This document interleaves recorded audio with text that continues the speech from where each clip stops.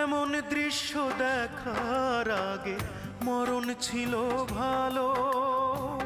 নাও কেড়ে নাও বিধি আমার দুই নয়নের আলো। এমন দৃশ্য দেখার আগে মরণ ছিল ভালো। নাও কেড়ে নাও বিধি আমার দুই নয়নের আলো।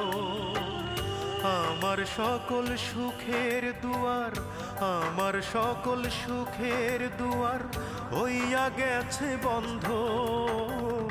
আজ বুঝাছি আমায় লইয়া কি পীড়িতের ঘর বুকে বাঁধ।